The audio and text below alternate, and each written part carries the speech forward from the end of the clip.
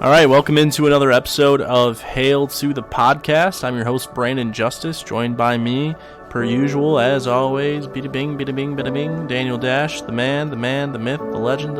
How are you, my friend? We are dashing to the end of midterms here in Ann Arbor. I've got my last one tomorrow. By the time you listen to this, I'll be home free. Beautiful play on words there. So we are I'm talking... not the first to do it. Well, not the last either, because... I would love to actually be the last, because I'm not a big fan. Well, we are dashing to the segment where we talk about football, which is what this podcast is about sometimes. As it turns out, I'm not the last. So Isaiah Todd's about to commit to Michigan, 5-star. Let's quick hit that before we get into football. I know this is something that you pride yourself knowing a lot about, is basketball. As a 6'10" male. How tall are you? I'm 6'8". 6'8". Well, you know what? Let's give you a bump, man. You're like a 24/7 profile. Yeah, you know, if they measure me wearing shoes and the longest point of my hair the second before I walk into the barber shop for a haircut, maybe I approach 6'10". Yeah. Well, you can strut your stuff a little bit more here, because technically Isaiah Todd hasn't committed it yet, but he is not. But we both know that we know, so we do both know that we know. So, you know, and no one's gonna hear this till tomorrow, so it's fine. We can just go ahead and say it. So tell them, give me 40 seconds, not even, give me 30 seconds. 30 seconds, okay. Of Isaiah Todd. This is far and away probably the most athletic power forward in the 2020 class.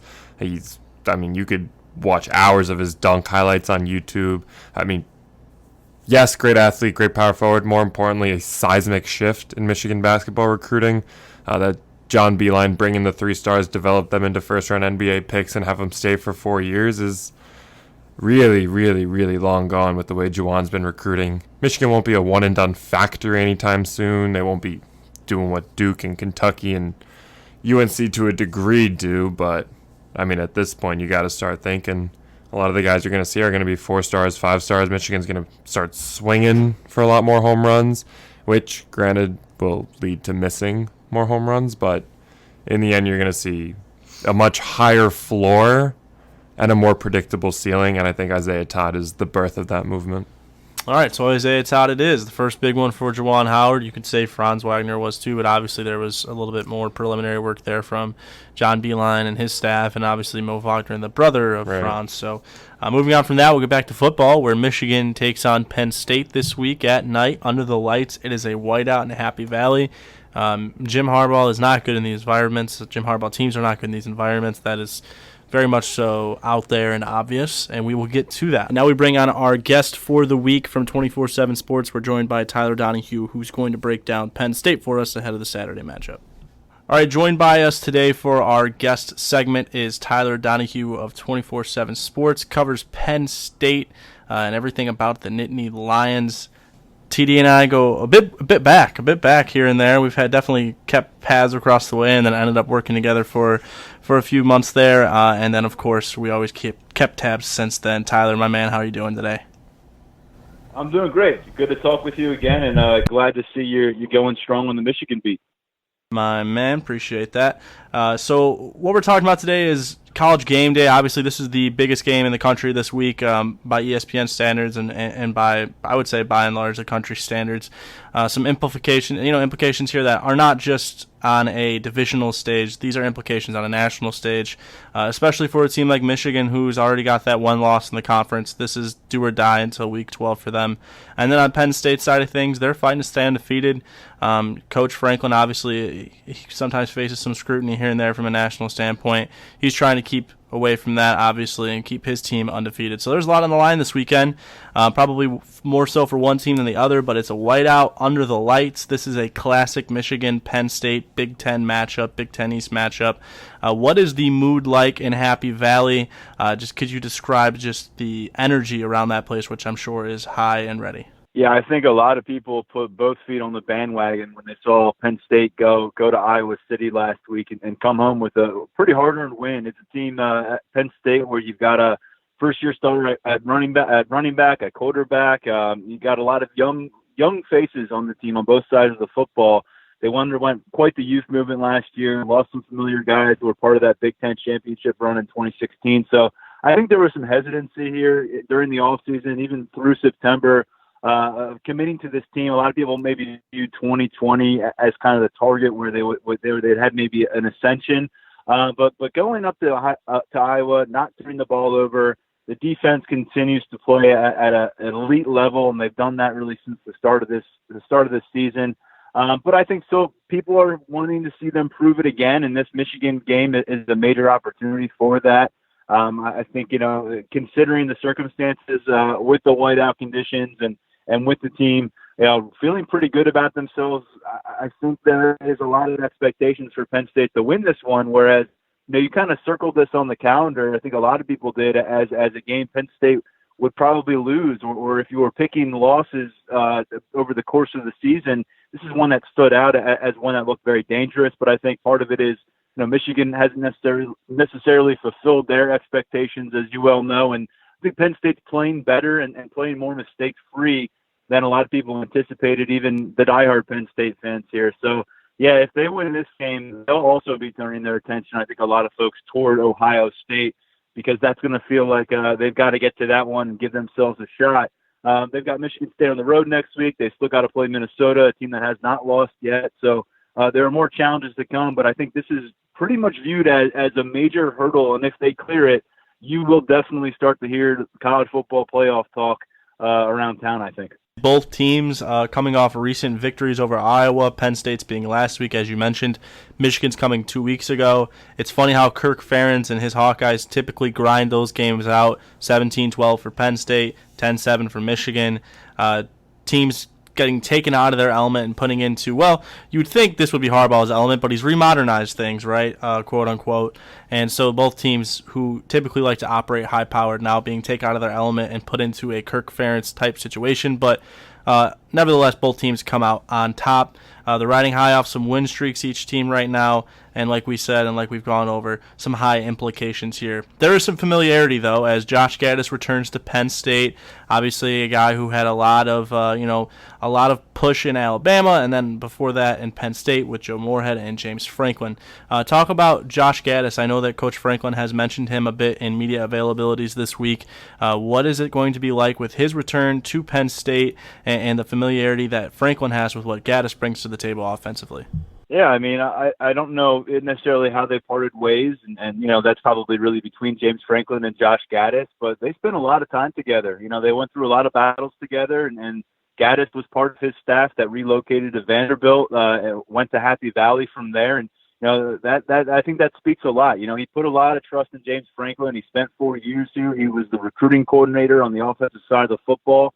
Helped recruit a lot of the guys you're going to see on the football field for Penn State. KJ Hamler, Justin Shorter, Jahan Dotson, Sean Clifford. He helped spearhead a lot of those efforts. So there is a lot of familiarity. I'm certainly curious to see how that works out. I mean, Brent Pry knows Josh Gaddis just as well as James Franklin does, really. Defensive coordinator for the Nittany Lions.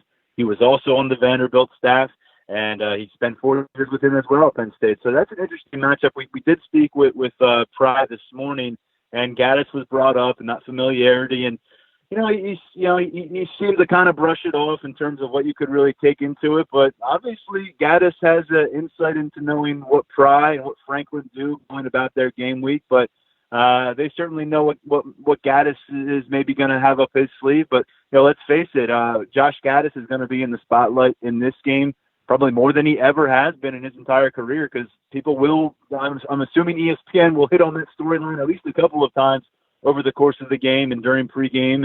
And obviously, Gaddis is entering a buzzsaw with the environment that is in place. A couple of years ago, it turned into an absolute, a cluster for Michigan's offense in Happy Valley, and ended up being a 42-13 win for Penn State. So I think that's probably worst case scenario for Josh Gaddis. And then there's no doubt about it, if he's going to have his coming out party as the play caller for the Wolverines, there's no time like this Saturday in Beaver Stadium. Donohue, you can follow him on Twitter at TD's Take. Talking Penn State, Michigan. Talk a little bit to us about Sean Clifford. Michigan fans, They heard a lot about him over the offseason. They've seen him a lot this year in action, but maybe they don't know enough going into this game to be confident with how they feel about their Wolverines defensively going to be covering him. So I know that he's got some stardom on his feet. He can do some things with his arm, obviously, as well. So talk to us about Sean Clifford, and I know his favorite target is KJ Hamler, but Michigan, a team known for identifying top weapons on opposing offenses and locking them down. So with Clifford, talk about him and what he goes to without Hamler being found. Yeah, well, Sean Clifford, it's an interesting case. Not a lot of us anticipated he would be the starting quarterback this year. Looked like 2020 was going to be his time to shine. But Tommy Stevens' career here got derailed with injuries. He's at Mississippi State now, and now he's backing up for the Bulldogs. So their trajectories changed a lot. And once Tommy Stevens left the program after spring camp, Sean Clifford stepped up and asserted himself as a leader. I'm sure you know full well that Trace McSorley was a big-time leader for this Penn State football program, and he's a guy that you thought maybe would leave a void in that regard. But Sean Clifford has always had a fiery personality. He's been a personable character dating back to his time at the Elite 11 in the opening, someone that, even the top players would always gravitate toward, and he did a great job stepping into that role for Penn State. But, of course, you wanted to see him actually go on the football field and prove some things. He has not been consistently producing fireworks. There was a game against Pitt week 3 where they put 17 points on the board. They had a slow start against Buffalo week 2. But I think in Iowa, he didn't complete a pass in the first quarter against Iowa. But it's the way he has kind of found his composure over the course of some of these games that has been key. At Iowa, he did not turn the ball over. That's a really tough environment for a first-year starter to encounter on the road. In his first road start, it was against Maryland.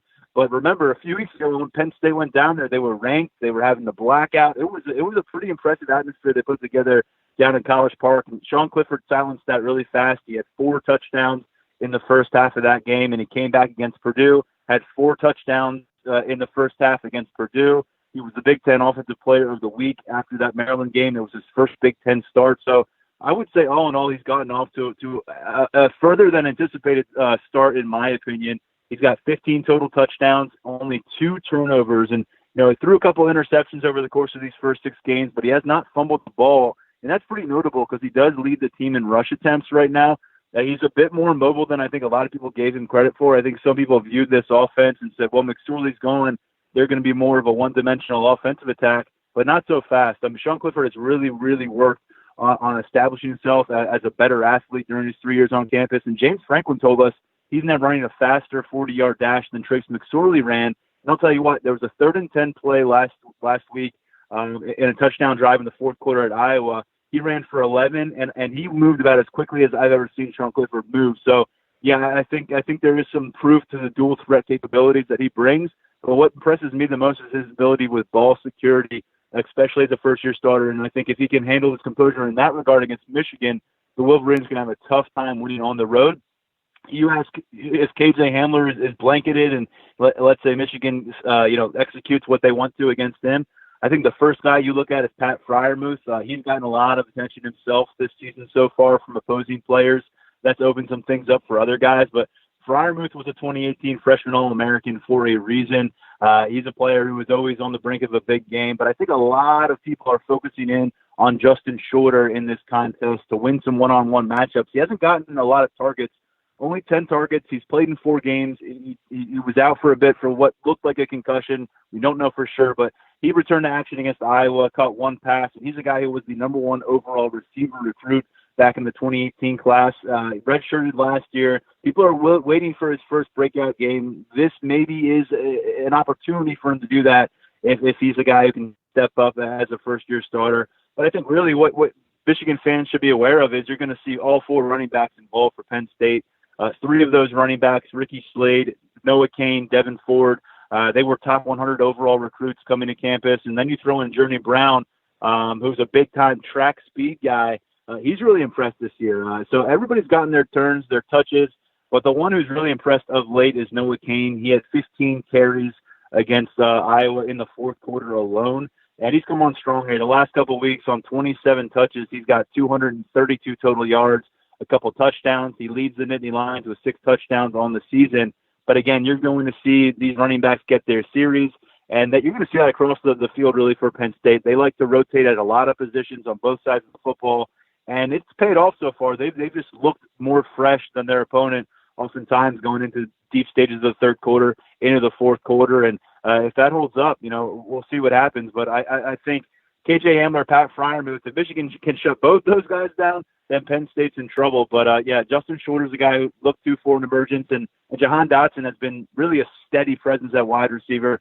He had a 70-plus yard touchdown against Purdue, and he's got 3 scores on the season. So they spread the ball pretty well. And I think Sean Clifford's done a fairly decent job of not locking in on a particular guy. And KJ Hamler is always ready to roll under the lights, though. He seems to be a guy who, when the lights are on in a big-time matchup, he steps up. It happened last year against Ohio State in the Whiteout. He approached 200 all-purpose yards in that game, despite leaving in the second half with after a collision with a defender for Ohio State. So if Michigan can keep him under wraps, that's going to go a long way. But good luck, because KJ Hamler is a primetime player. Ball security for Sean Clifford and how that's been a plus. Well, here in Ann Arbor, it's been pretty much the opposite, as Shea Patterson and the Wolverines are one of the bottom 3 teams in the country. I believe it's at 127. Not in fumbles lost, but in fumbles in general, and then in fumbles lost somewhere in that range as well, totaling up to about 17 now for the Wolverines. So a little bit of a stark contrast there for each team. Now, in my opinion, for Michigan to be able to beat Penn State, some certain things have to happen, but for Penn State to beat Michigan, they can create turnovers as one of the best scoring defenses in the country. They can spread the ball out and create situations where they are able to beat Michigan's back linebackers with speed with the crossing routes and the rub routes that have been so popular for offenses to exploit Michigan defenses with. And then additionally, they just need to create turnovers on Shea Patterson, because it's been his biggest problem. So I'm giving you ways for Penn State to beat Michigan. Now I need you to give me some ways for Michigan to beat Penn State, and then we can wrap you up and get you to that dinner, my friend. Yeah, well, I think to start, maybe they can be the first defense that really, really rattles Sean Clifford. We've seen Sean Clifford knocked off his foundation a bit. As I mentioned, first half against Pitt, first quarter against Iowa. There's been opportunities there, but no one's been able to sustain it. To the credit of Sean Clifford and to the credit of this offensive line, which is probably playing at about as good of a level that we've seen from the offensive front at Penn State in the last few years, to their credit. But I think, that's first and foremost. You got to find a way to impact Sean Clifford, because if he's comfortable, it's going to set up a ton of stuff for this Penn State offense. In terms of attacking the Penn State defense, that's a good question, because they haven't seemed very easily exploited. We haven't seen them give up multiple touchdowns in the game this year. That they are number 1 in the country in tackles for loss. They'll get after you in the backfield, and they are number 2 in the country in sacks. And I think that adds up to putting a lot of pressure on Shea Patterson. I guess conversely, I mentioned Clifford, being the first team to rattle him. Can Shea Patterson step up? I mean, this is a moment that we've been waiting for a long time for Shea Patterson. He's a guy that I really, really enjoyed covering during his high school career. The last couple of years there, had a lot of conversations with him, saw him across the camp circuit as well. And he always seemed like he was primed to be in a spotlight like this and thrive. Just has not materialized that way since he got to Michigan, especially in some of these bigger games. And, if it doesn't happen now, you have to wonder, will it happen? And so I think the jury's probably against Shea Patterson producing that kind of a performance in this. But he's got to be a guy who can get outside the pocket. He's got to be able to show us some athleticism, improvise. I thought he was an incredible improvisational quarterback. Somewhere along the way, that's kind of gone awry, I guess. But he's going to have to do that against Penn State, because they've got 3 guys in their defensive line rotation that they're going to roll out a lot, who run a sub-4.5 40-yard dash, and they've got Micah Parsons roaming around at linebacker. They just present a lot of matchup issues, and they're starting to implement the top-ranked overall linebacker in the 2019 class, Brandon Smith. He's serving as a backup right now, but when he gets in, boy, does he flash. So Shea Patterson, can he stare that down? Can he make the right judgments, and can he do it quickly while moving laterally?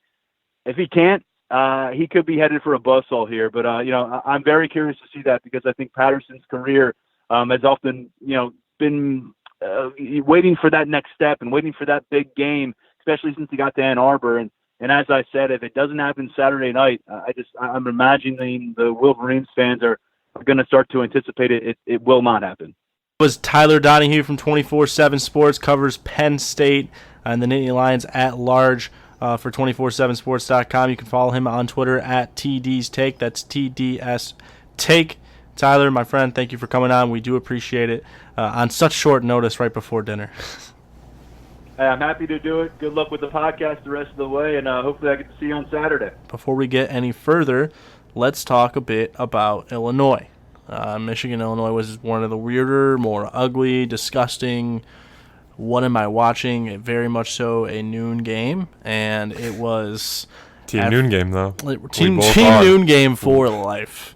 So Michigan really pressed the gas out of the gate, and then they started to see the gas light come on and thought, oh, well, I shouldn't accelerate too much because I'm going to run out of gas. So then they let the gas go, and we kind of ran on fumes for a few exits, and then finally saw a sign that said Speedway off the next exit, got off the next exit, filled up, and then scored some points on a final drive where Shea Patterson looked like the quarterback we thought he was going to be when he transferred here. So first half, Michigan came out hot, obviously running the ball at will, doing whatever it wanted. Zach Charbonnet looked very much so healthy and still does. And then the fumble bug came again. Something that this team absolutely has to figure out if they want any chance at being a Big Ten contender, which despite all the criticism, despite all of the outside noise and whatever you want to call it, and just the pure ugliness that this season has presented for Michigan football, they are still very much so in control of their own destiny. I mean, you win out here, which, hey, it might not seem likely, but it's still possible. You win out and you go to a Big Ten championship game and you get that redemption game against Wisconsin, who looks like a national contender right now, and you still have a realistic chance at going the distance. Now, I'm not saying that this team is equipped to do so. All I'm saying is that it's possible. Regardless, that second half came, it was ugly. 25 consecutive points for Illinois. At one point in the third quarter into the fourth quarter, Illinois was chasing Michigan by a field goal, which without Brandon Peters, which is nothing short of embarrassing, obviously. Despite being a little depleted, Michigan without Nico Collins, Lavert Hill, Josh Ross, Kwity Paye, and despite all of that, this team still didn't do anything inspiring on Saturday. And we'll talk more about what that game did towards what I think this Penn State game is going to turn out to be later in the show. But tell me your thoughts on Illinois. Let's come up with two takeaways and move on to Penn State. Yeah, I mean, I said the word sandbox quite a bit on last week's podcast. I dropped it into the eyes on the enemy. I really saw it as a golden opportunity to get Shea Patterson going before this at Penn State home versus Notre Dame 2-night game swing. You got to wonder why they're letting Hassan Haskins run amok while they won't let Shea sling it. I mean, yes, no Nico Collins.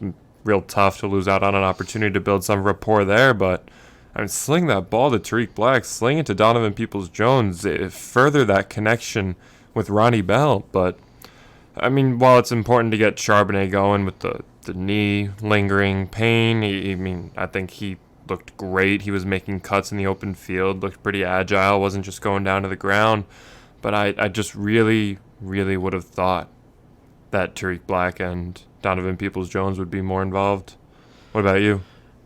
Yeah, I think that, like you said, piggybacking on what you said, the first and foremost thing was this felt like a game where Michigan could come out and fire and just let a loose cannon go, because you could make mistakes in this game and you could throw interceptions in this game and theoretically be all right. Yep. And you wanted to build confidence for Shea Patterson. You really wanted to get him going and get him in a rhythm, like you said. And that was honestly what I thought was the consensus. Fan, media, coach speak. It was all about, hey, let's get this team in a rhythm before the big night game at Penn State with all the pressure and all the noise about the underdog status, et cetera, et cetera. However, that didn't happen. So my biggest takeaway is definitely that it didn't happen and that it needed to happen. And then my second takeaway from this game is that the defense is losing contain now again with fast quarterbacks, with quarterbacks with a little speed. That's a third-string guy who came in there, and Juice Williams is like fourth cousin. And that quarterback's not good. And they were finding ways to make things happen against this Michigan defense, who has a problem when it faces players that are extremely unique improvisers. Mm-hmm. And they have trouble. They're really good at getting to the player with the ball, when they can't bring him down at Unless first, they're named Jonathan Taylor. a fact. It just seems like once they get to the ball, they're quick to the ball, but that guy breaks one tackle, and they're starting to lose interest on who's going to bring him down. And that doesn't hold true against teams like Iowa and teams who don't really get too creative or improvisational, if that's the right way to say it. Improvisational, I don't know. Besides the point. The point is, you're going to see Ohio States, you're going to see Penn States, you're going to see Notre Dame's who are able to do those things. Even Indiana is able to do those things. Yeah.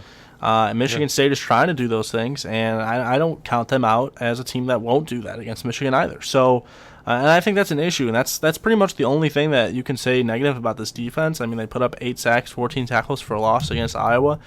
They pitched 3 sacks from Josh Uche on Saturday, and they still pitched another whole bunch of tackles for loss. Their defensive line, despite the interior not being great this year, Michael Dwumfor is obviously integral, and the big issue from the interior defensive line came after the Wisconsin game, a game he did not play in. So I think that the defensive line has really risen and become a strength once more, given the very high upside and talents of Aiden Hutchinson. Obviously, they were without Quiddy last week, whom I thought was going to play, but they must have game day decided it's not worth pushing. It's got to be a cautionary thing, especially with the hamstring issue and a soft tissue. You got to figure that's a long-term call. So, yeah, I mean, the defensive line is still good. Cam McGrone obviously showing his stuff. Dax Hill, who didn't make as many plays as he did against Iowa, wasn't as involved as he was against Iowa, still very much so out there. I think will be a huge part of Saturday's game against Penn State, and like I said, we'll get to that. Obviously, no Lavert Hill out there. Pass defense had its moments of struggling without him. And you know, Josh Uche brought the pressure too with those 5 TFLs, 3 sacks. Yep. So that's Illinois. I mean, that's Illinois. It's one of those games where in the end, Michigan controlled the fourth quarter. They gave Shea Patterson the ball and said, we need to drive out of you to close this one out. He gave it to him. It's Illinois. I understand. But really that drive, that one of those final drives, I believe it was the second to last drive where they went up 42-25 and really just put that one to rest, was a big one for Shea Patterson, who went down and made every single yard himself. And even kept a ball on a read option, which is rare to see this year. So let's move on and let's talk Penn State. Every week, it seems, not every week, but every couple of weeks, it seems, when Michigan has a game against an opponent who's remotely decent, it is, quote-unquote, the defining game of Harbaugh's, career here at Michigan, his tenure here at Michigan. And while it doesn't hold true for the games against Iowa, I don't think it held true for the game against Wisconsin. This is a game where it is, in fact, a pivotal point of the season. I don't think it's a pivotal point of his career. I think every year that'll be the rivalry games. If he can muster up 2-1 this year against Notre Dame, Michigan State, and Ohio State, given what they've showed us in the first 7 weeks, then you can chalk that up as probably a successful season as far as a rivalry standpoint. But as far as this game goes, this would be defining if he wins, and it would be one in the same if he loses. Okay, So if Michigan loses, it's okay. Harbaugh and Michigan still cannot win big games, and they are who we thought they were going into this game, not a contender. A middling team, probably a 9-3, 8-4 team. If they win, it's the opposite reaction. If they win, it's like, okay, all right, do they have something here?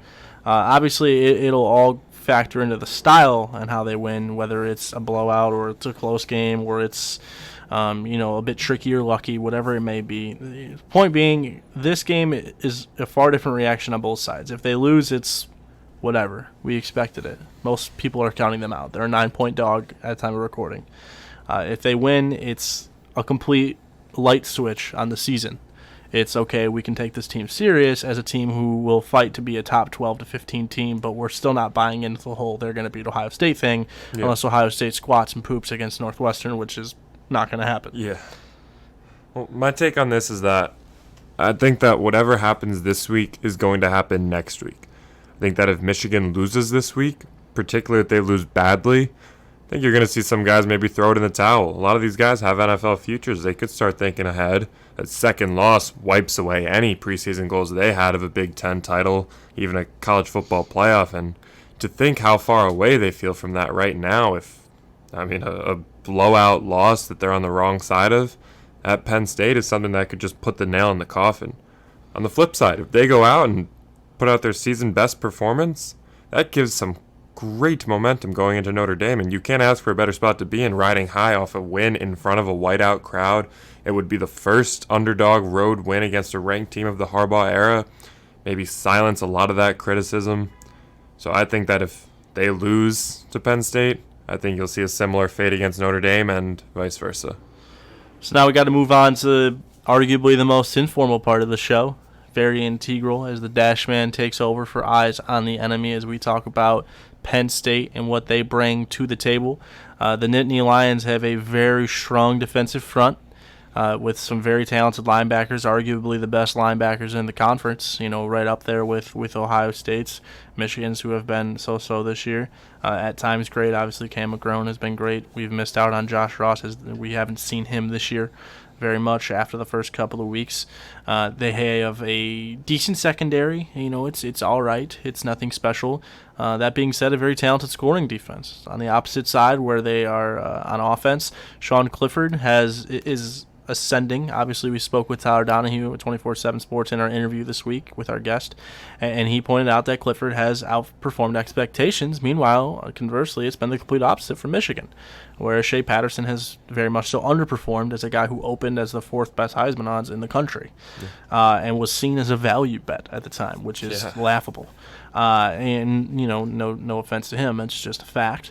And then, as far as our offensive weapon goes, they got a little-known guy as KJ Hamler, a Michigan man who went to Orchard Lake St. Mary's. Michigan did not recruit him because at the time did not fit their quote-unquote offensive scheme.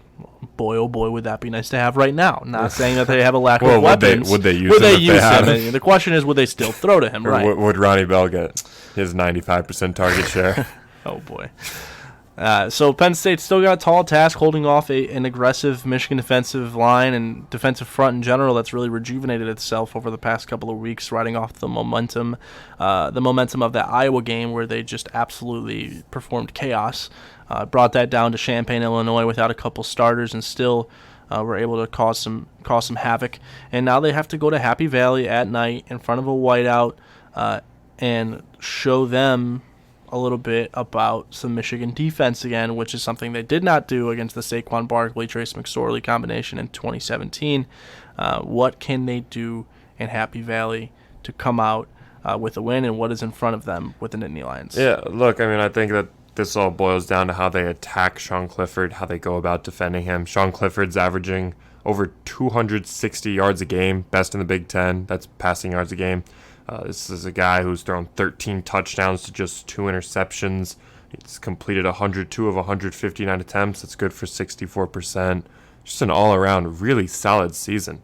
And if someone told you that a Penn State quarterback would have this kind of stat line the year after Trace McSorley left at the last Michigan-Penn State whiteout game, I think you would ask yourself, wow, how's Tommy Stevens going to get that good? But like Tyler Donohue said, this is Sean Clifford's trajectory now, and quite frankly, he's making the most of it. And I think that if Penn State's going to go out and dismantle Michigan, I think it's going to start with Sean Clifford. I think if Michigan's going to go out and shock Penn State, it's going to start by containing Sean Clifford. I think that he's the focal point of both game plans, and whereas Penn State's going to want to get him going early, probably see a lot of balls thrown KJ Hamler's way, Michigan's going to do its best to shut down that Hamler-Clifford connection. So, talk to me about what Michigan can do to exploit Penn State.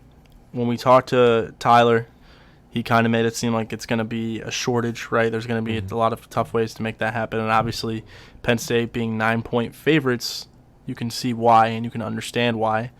But what are 2 ways that Michigan can come out and really flip the script in this game? I think it starts with protecting Shea Patterson, first and foremost. They're going to have to throw the ball in this game. There's no way around that. Penn State, second in the nation in sacks. This offensive line, a veteran unit with a veteran core, with a veteran offensive line coach, they got to get the job done. And I think if they get the job done, give Shea some time to throw, they're going to be in good shape. Does that mean they're going to go out and win the game if they can protect Shea Patterson? No. But it means that they're going to at least maintain hope of moving the ball. I think that with Shea Patterson getting sacked 4 or 5 or even 6 times in this game, you're going to make things a lot harder on yourself. And then from there, I think you need to use the pass to set up the run. I think Penn State, especially after the way Michigan ran the ball against Illinois, Penn State's going to be playing them for the run. Right. You got to use the pass. You got to use your three big weapons and Ronnie Bell in the slot to then make them respect the pass, make them sag off a bit, and that's when you get Zach Charbonnet going. That's when you use Haskins or Christian Turner or True Wilson if you want. But I think that with the way Charbonnet showed the ability to move in the open field last week, he's going to be the feature back once again this Saturday. Well, what do you think will be easier for Michigan to do against Penn State? Do you think it will be easier for them to run the ball with the Charbonnet or Hassan Haskins, who we've really seen shine lately? Or do you think it'll be easier for them to use Shea Patterson in the short game with the easier throws to set him up in space? Now, before I say that, I know that theoretically that sounds great, and we just haven't seen it, right? It hasn't really been called, but we're very much so as analysts, quote unquote, aware that it's there, that it's open for them to do that at times. So let's say theoretically Michigan does get the hashtag, quote unquote, speed and space going. What do you think is easier for them in this game against this Penn State front? Do you think it's easier for them to run the ball with the zone? You saw them run a lot off, to the outside zone last week. We saw a lot of outside zone, and we saw a lot of pin and pull type stuff. Do you think it's easier for them to do that, or do you think it's easier for them to use that speed and space in this game with the matchup? I think in this game, Penn State's front four and even the linebacking core that's scary. That's going up against that. You look at that, you think Wisconsin, you think Ohio State. I think that if Michigan can set up those short passes and give their skilled players the ball in space and give them the opportunity to simply make a play, it's going to be a whole lot easier than trying to run the ball for 3 yards, then 4 yards, then 3 yards, then 5 yards. And I think you're gonna need to see some more creativity than an inside zone on 1st and 10. I think Josh Gaddis's play designs are there. We've seen some brilliant calls. Right. And the execution has missed quite literally by inches. With Ronnie Bell, full extension down the sideline, the balls they're quite literally hitting them in the fingertips. And I think that we saw with Peoples-Jones at Illinois as well, despite getting the touchdown inevitably. But he laid out in the left side of the end zone. So surprise to no one, spoiler alert, in order for Michigan to win this game, it's going to have to start and end with its defense, right? Yes. Because there's no way you can trust Michigan's offense to win them in this game. You're going to have to rely on the pressure created by the defensive line with some extra blitzers, with the Viper being used with Khaleke Hudson, Jordan Glasgow mixing in there. And you'll have to rely on a guy like Dax Hill to line up in the nickel. Either him, Lavert Hill, or Ambry Thomas will be tasked with KJ Hamler. Now, throughout the year, or at least for the past 3 weeks, Dax Hill has been the nickelback, so you'd have to shout out Photograph, has been the nickelback, but you'll have to assume that Dax Hill will be the guy that sees a lot of slot work with KJ Hamler. He's certainly fast enough to keep up with. Speed matchup is among the best in the country this weekend. In the instance that they don't match up, though, you start to get worried, right? Because I think Lavert Hill and Ambry Thomas are fantastic, but KJ Hamler is a different beast when it comes to speed. Now, they could make those first 5 yards where the contact is allowed a real rough one for KJ Hamler, because he obviously does have a weight difference from those two as far as just pure strength goes. But that being said, we will discuss our final thoughts and our final verdict on Michigan and Penn State after we hail the spread. We are about to hail to the spread. So every week we break down games for you. It's brought to you by the Action Network, where you can use the code EDGE16 for 16% off your annual subscription, or you can use EDGE10 for 10% off your monthly subscription. So presented by the Action Network, this is Hail to the Spread. Last week, we'd like to apologize for giving you a double feature of Maryland and Purdue, which Maryland, who I'm officially out on. I had a dead to me earlier in the year. UCF was hashtag dead to me. Now Maryland is hashtag dead to me after getting joked by Purdue. Joined the closet. Now they were unfortunate and unlucky to lose Josh Jackson in that game, and he's probably out again this week. But it is a weekly Hail to the podcast tradition to use Maryland in the double feature. Right. I think we're going to break tradition even on their bye week. Yeah. Even on the bye week. Yeah, we've got Maryland +7 against the bye. Take the bye. And we've still got the over. Yeah, that bye is well coached. They have not given up a point this year. All right, Friday night special. It's Ohio State versus Northwestern. The over is at 50. Last time I took a Friday night over and used the angle and how often Friday night games go over, Central Florida and Cincinnati decided to go way under, like 16, 18 points under, to the point where it wasn't even worth watching for me in the fourth quarter. So, I'm still going to go over, though, because I'm a psycho. So Ohio State versus Northwestern, over is 50 because Ohio State's offense is potent. And last time we saw a low-ish under for Northwestern, and yes, 50 in an Ohio State game is low because Ohio State itself could put up 60 in this game, in the first half, despite Northwestern's defense being kind of good.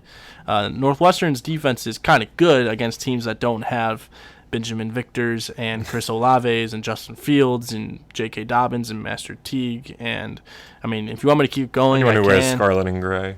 It's just much. This team is very good at this point in time. Will it hold up all year? Is still up in the air. It's definitely going to hold up on Friday night against Northwestern, though, who is abysmal this year. The spread's 28.5. I don't feel like touching that because I want to root for points in this game. So I'm going to take Ohio State and Northwestern over 50. I think that's a good bet for Friday night. You're out with your friends at the bar having a few sips, shaken in nervousness when you're 24 hours ahead of Michigan, Penn State. So take the over there. Don't got to root for Ohio State. Just got to root for touchdowns.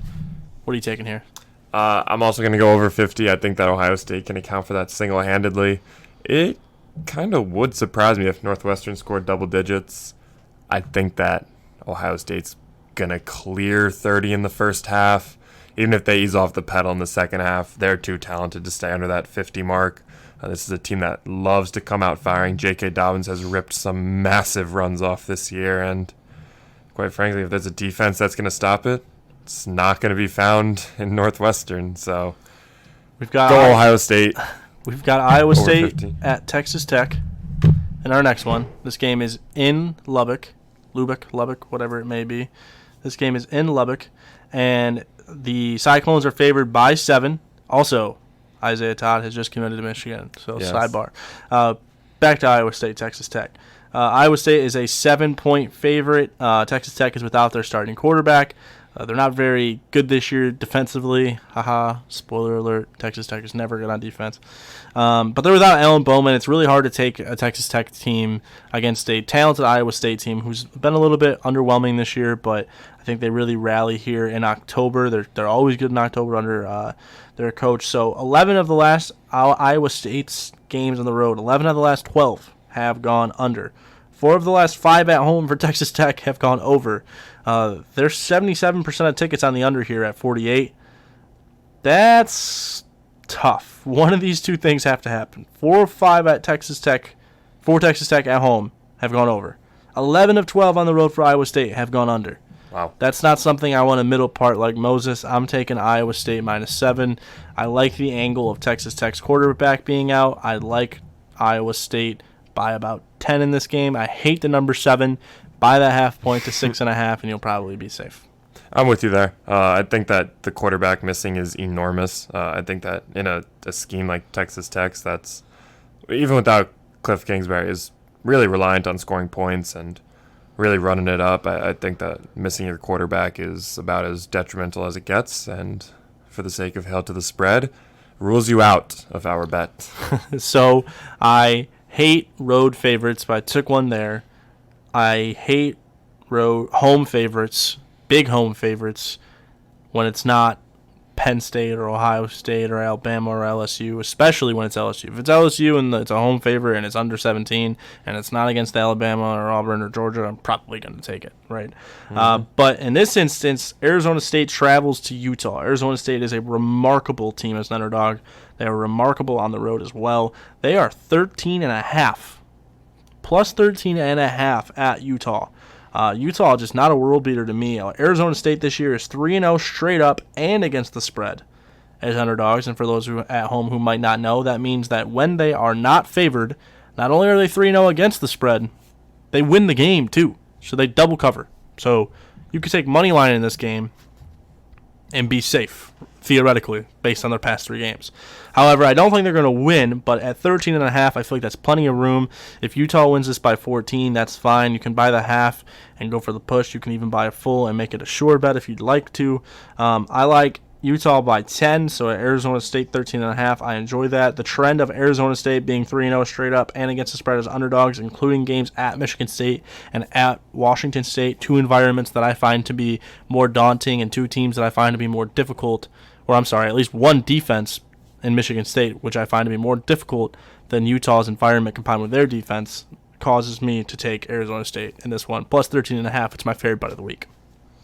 Yeah, I definitely like that margin a lot. I was actually surprised that it was 13.5. I would think it would be more. Arizona State's been through a few tough games at this point, so I think it's kind of the angle of the gauntlet. But welcome to college football. I mean, that's part of the game. Herm Edwards I like right now. I was going to say, the only game I've really watched them and scrutinized the way they play is their Michigan State game. I was very impressed with the way their defense held up against, you could say, a non-existent offense, but still to go in, and I think it's a real character test to go in and win in East Lansing as a team from the desert. I think Herm Edwards has a great control of that program, and I like them over the next few years. Utah was riding high coming into this season, but at this point, the numbers show that maybe they're not as good as a lot of people thought. They're coming into this ranked in that 10 to 15 range. Arizona State just outside. I like Arizona State to make this a close game, even on the road. Lastly, we've got Florida and South Carolina, 2 teams coming off very emotional games. Florida losing to LSU, getting covered on at the 13.5 spread that I took last week. So they got covered on the road at LSU. They competed very well, so it was a bit surprising. I thought LSU was going to roll there, but they competed very well, tied going into the fourth quarter or something along those lines. Meanwhile, South Carolina hit gold, hit the lottery, beat Georgia. Unreal. And they're coming off an emotional one as well. Now, I don't want to side with either team here because it's hard to pick out which team is going to go which way because they're both, despite coming off completely opposite situations, they're both very emotional right now going into this game. So what I like is not a lot of points. The over-under's at 47. I will take the under. Florida with a backup QB. South Carolina's got to face a tough, stingy Florida defense, who's one of the country's best. 7 of the last 10 for South Carolina have gone under. 5 of the last 7 for Florida have gone under. Both coming off emotional weeks. That's enough for me to say, all right, we're taking the under at 47. Yeah, I think that this game is going to come right up to that threshold. It wouldn't shock me if it ends up just tipping over, but my gut feeling is that it's going to finish somewhere in the low 40s, maybe in that 42 range, something in maybe the 24 or 27 to 14 or 17 range. I definitely think that this game is a lot closer than you think, but at this point, if I had to choose, I'd go under. All right, well, that was Hail to the Spread for the week. If you guys got picks for us that you want to talk about for next week, take a look at the slate, send them in. Fantastic slate of games for next week. Give us a few. Well, we don't have any point totals yet, but at least the matchups. Okay, the matchups are great. There is a lot to like about next week in college football. Aside from Michigan, Notre Dame, you've got Wisconsin, Ohio State, Penn State, Michigan State, LSU, Auburn, Alabama, Arkansas, UCLA, Arizona State, Washington State, Oregon. Whew, that's a really good day of football. And that's all on Saturday. The only Thursday game with a ranked team is SMU Houston. Nothing on Friday. But we'll still find a Friday game for you guys. We always do. We always do. We always do. All right, so let's wrap up the show. Let's give our final verdicts. Let's talk Michigan, Penn State. Give me your final spiel. Give me your final monologue. Wrap this up and take us to Happy Valley before I go into mine. How much can really change in a month? From Wisconsin to Penn State and the general attitude of going on the road. And I think that the biggest takeaway from Michigan's dud against Wisconsin was that it doesn't have an identity. Have they found one in the last month? Because I don't think so. I don't think Michigan wins this game. I find it very hard to see Michigan winning this game. I'm not going to say there's zero chance of it happening, but it's going to take a lot of good performances, a lot of maybe unknown guys stepping up, or not unknown guys, but unexpected guys stepping up. Maybe someone on the defense gets a 2 or 3 interception game or a 4 or 5 sack game. Michigan's offense is going to have to show up. And by showing up, I mean, heck, even 24 points. Maybe 28, but the defense is going to be what decides this game. I mean, if they can take care of Sean Clifford, they're going to stay in this game. But if I had to give you a final score prediction, I'm going to go 31-17, Penn State. Michigan, as we know, under Jim Harbaugh, 0-7 as an underdog. They're not good in these environments. They were in this exact environment where they went into Penn State as a team that was really right where they are right now, middle of the road, trying to figure out their identity. But they didn't have a backup quarterback like they did with John O'Korn then. They had not already lost to Michigan State in a dwindling way like they did in 2017. So this game, although it's easy to compare to the situation in 2017, I believe it's far different. While Shea Patterson hasn't been great, he's been better than John O'Korn was. No discredit to either guys, but he's been better than John O'Korn was. I believe the run game is has far more upside with Zach Charbonnet in the backfield than it did in 2017 with a worse offensive line. The pass protection is better this year than it was in 2017. Now, compared to last year, where Michigan just dismantled Penn State. Michigan was riding high with some momentum. Right now, I don't believe they have any. Penn State, on the other hand, has a ton, right? They're trying to stay undefeated. They're trying to roll through. James Franklin and Jim Harbaugh always seem to really bring out the worst in each other in road environments. Michigan beats up on Penn State at home. Penn State beats up on Michigan at home. Michigan beats up Penn State at home. Well, Penn State beat up Michigan at home again. James Franklin and Jim Harbaugh, two guys who are not good as underdogs. Two guys who are very good as favorites.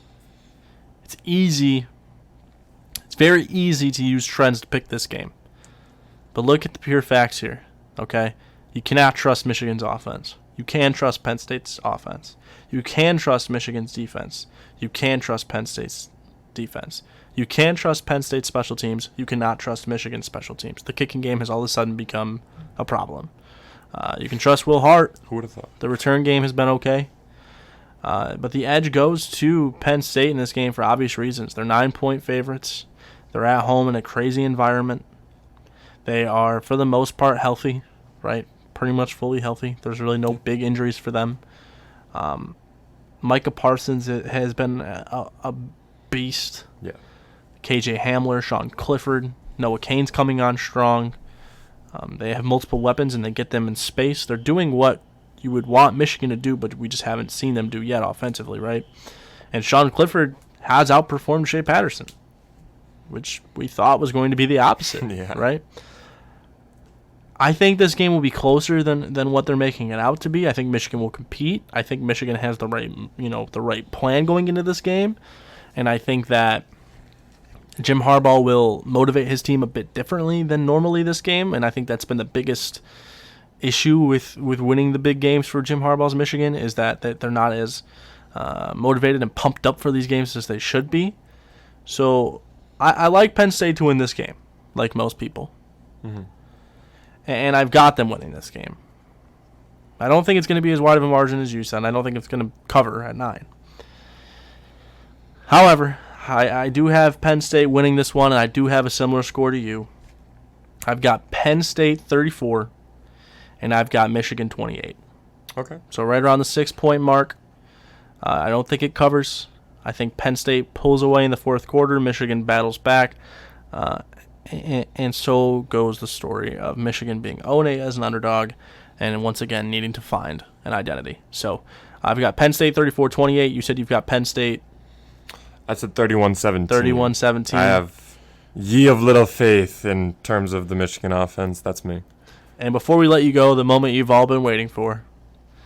As we all know, the Lions got absolutely screwed out of a divisional victory. Something that I have longed for so long in my life. A NFC North, a playoff win, an NFL football team that is feared, right? I don't know if it's ever going to happen, Dash, but I can tell you this much. I've been through a lot as a Lions fan. this one was tough. So after the Lions got screwed out of the Packers game, I went to Twitter, very angry, sweaty, emotional, thinking I probably shouldn't do this, but I'm going to type this tweet. And I said, I know I host a Michigan podcast, but would anybody be opposed to me recording this rant I want to go on right now, and the one that I'm going to go on, whether it be solo or not? And by God, I did it. I recorded it on my iPhone, and now I present to you the raw, unedited recording of Brandon Justice completely sweaty and pissed off about the Detroit Lions. And a fabulous fantasy football tidbit. And a fantasy football tidbit, which, by the way, is still ridiculous. So here you go, folks. Here is my probably soon-to-be infamous post-game Green Bay Detroit Lions screw job of the decade rant. In other words, here's the highlight of the show. And remember, if you hail to the victors, you'll probably hail to the podcast. All right. It's, what time is it? I don't even know. It's 12:19. It's Monday night. I guess that means it's Tuesday morning.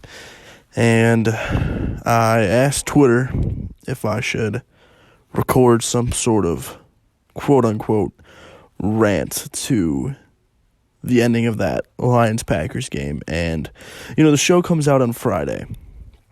But I wanted to get this in my most angry state of mind. And if I'm breathing heavy, you know what? Sorry.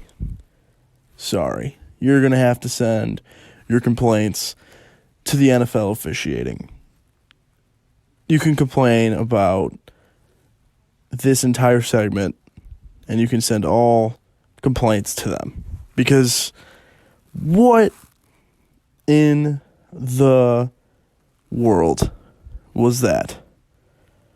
Look, I have been battered, tortured, taken to the cleaners as a Lions fan. I have been drawn in. I have been deceived, hoodwinked. I've been miserable for an entire year when they went 0-16. And you know what? So many people listening to this podcast have too. There's so many people out there, more than you think, that are avid fans of the Detroit Lions. And I know they're I know that they are a laughing stock. And before I go any further, and I should have mentioned this, I'm recording this on my phone. Because you know what? My microphone's in my truck. And that means I got to go outside. And that means I got to risk a cold just to record something about the NFL officiating. And guess what? They don't deserve that. I'm not getting a cold because of the NFL officiating. I don't deserve that, and they don't deserve to take credit for giving me a cold. They've already made enough of us sick. Okay, I'm already sick enough from what just happened. So let's go back to what I was saying. There are plenty of us out there. So I'm not going to woe is me over being the one tortured Lions fan. There are plenty of us out there. I'm just the one with the podcast. Okay, and I'm the one with a Michigan podcast that has nothing to do with the Detroit Lions, but I don't care. Because this I felt would be, I don't know, good to share. People like rants these days, and guess what? I'm pissed off, so I'm going to record this. And you know what? Lately, people that I work with have been asking me about my podcast, so they're probably going to listen to this. And one way or another, my coworkers are probably going to hear this. And if I hear about it, so be it. That's fine. So the Lions are outplaying the Packers, start to finish. I mean, emphasizing in the start. Obviously, they came out red hot in the first quarter. And you know what? Let's get this out of the way as well. The Lions should have scored more touchdowns in that game. They had more opportunities to do it. When you're on the road at Lambeau or anywhere in the NFL, you need to capitalize off opportunities. They had 3 chances off a turnover where all 3 ended in a field goal. So let's get that out of the way. Now, the crowd who just shouts, well, you got to take care of business when you can. You can't put the game in the ref's hands. Listen, man, I get that. If there's one play call or one bad call, I mean, if it happens one time, maybe even 2 times, in certain spots of the game, sure. If it ends in a touchdown in the second or third quarter, sometimes even early in the fourth quarter, sure, that's great. Yeah, you're right, 100%. You got to battle adversity. I get it. That's fine. But there were 6 blown calls in that game, if not more. 2 of them were absolutely detrimental.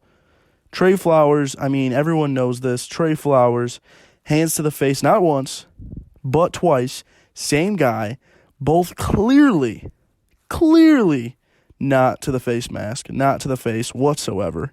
I mean, Booger McFarland is about as good of an announcer as my little brother would be in an NFL game, and even that guy stepped up and just bashed the NFL officiating. So credit to Booger, who I probably give too much disdain towards in his announcement skills. However, his broadcast skills, however you want to say it.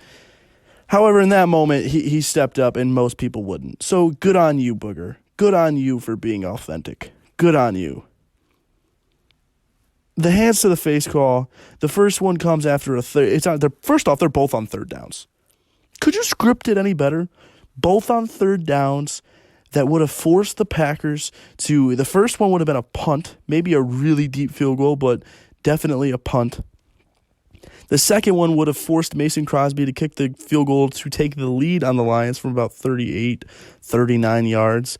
And that gray-haired monster isn't always the most consistent in the world over the past couple of years. So it wasn't a guarantee. And even if it was, that would have left the Lions with 1:15 to go down the field and score, which I don't know if you know this, but Matthew Stafford is kind of decent at that. So yeah, it was pretty freaking substantial. Also, past that, the touchdown that led from the first hands to the face, where they would have punted, but in turn, the third down face mask call or hands to the face call or whatever the call is, because there's so many freaking new penalties I learn about every 5 days in this stupid league. That call leads to a touchdown a couple of plays later for the Packers, where the dude's knee was short. I mean, you look at the screen cap from it, and his knee was short of the line to gain. Not to mention, I lost by 3 points in fantasy. And guess who my running back was? Aaron Jones. Guess who would have got the goal line carry had they ruled him short like he was? Aaron Jones. So not only do I lose as a fan, not only do I witness a screw job in Green Bay, I lose my fantasy game too to a guy who is winless. He is 0-5. How embarrassing. How embarrassing. Picking back up where we left off, and this is probably the most unorganized, unnecessary rant known to mankind for a Michigan podcast regarding the Detroit Lions, but so freaking be it. Pass interference on Marvin Jones, it's clear as day. There's like 6 or 7 different replays on it where they're discussing how clear and evident it is that he had pass interference. It's a 60-yard bomb that completely tilts the game, I'm sure, and it's in the second half, of course. And guess what? Not called. Just, just let it go. Whatever. And Matt Patricia, look, man, over the past couple of weeks, you've really turned a corner on me. I think that I think you're really starting to understand this whole head coach thing. So that's great. And I think it's going to work out here. I think you're doing good things. And I've got no issue with what happened today as far as it goes for you, in the regard of your decisions. But that being said, you got to throw the challenge flag there. Now, I know it hasn't worked out for any other head coach, so I understand why you wouldn't want to call it because, if I'm not mistaken, it hasn't been overturned a single time this year. So, hey, good on you, NFL, for making up a rule that literally does nothing. But furthermore, the Lions, Matt Patricia, I understand why you didn't want to throw that challenge flag because you probably wouldn't have won it and you would have lost a timeout in a tight game, which, even though it didn't work out in the end, those timeouts in the way you were using them, you wouldn't have been able to without that timeout had it not worked out.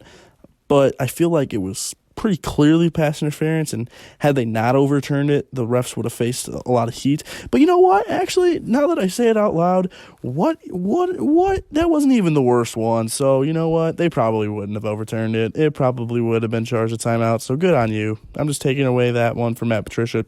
Probably a good thing not to throw the flag. At least you're aware of how bad this thing is. Look, man, I have been tortured as a Lions fan Nothing was as bad as that. I have seen, look, I'm young, and you guys can say what you want for my age. That's fine. I've been alive 23 years. I watched football every single day of my life since I was born. Okay, I was born and raised on this sport to watch it and to live it and to breathe it. I've watched every Lions game since I was a kid. I've watched every Michigan State, Ohio State, most of those Big Ten games. I've watched almost all of them. I'm pretty sure I've watched every Michigan and Michigan State game since I was pretty much born, unless I was watching one instead of the other. And I've never seen it like that, officiating wise. I've never seen anything that bad. I've watched a lot of NFL in my day. Never seen anything that bad. Okay, and based on what the old heads tell me, who might take issue with me, making claims as far as quote unquote all time go, because I'm young, even they seem to lean towards this being the worst thing they've seen. So I'm going to go with them on this one. Detroit Lions lose thanks to the officiating, sure. Of course, they had chances to win, but, let's chalk this one up as the most miserable I've ever been in my life as a football fan. I've got to work in about 6 hours, and I just pulled out the iPhone, recorded this entire thing, and if you like the segment, great. If you don't, I do not care. This is how I feel, and this is the maddest I've ever been regarding a sport in my life. So go Lions. It's revenge season. Let's just go 14-3 or whatever it is to get to the playoffs and go to the Super Bowl, because that's the only way we can get redemption. It's not going to happen. It's never going to happen. They're never going to win a Super Bowl. But, hey, a wild card would be nice. Anyways, end of rant. Thank you. Back to the show. This game I feel like Michigan, if it plays its cards right, meaning if it passes the ball a lot, puts up 31. I think Iowa, with its very strong offensive line, is able to put up around 21, maybe 17, maybe more. 47.5 is a really good line. Credit to Vegas. It's a very good line. Credit to Vegas. Public is at 65% on the under. Shout out Action Network. I'll take the over. We love overs this week, so we might as well take another one. Overs. The thing is, it's easy to see Michigan having one of those Wisconsin last year, Penn State last year games where they just figure it out and run with it. And there's no stopping that freight train once it gets going. And quite frankly, with Gaddis on the sideline for the second week, we could see a freight train on offense if things go well from the start. So what's your over here? Or I'm sorry, what's your final score here?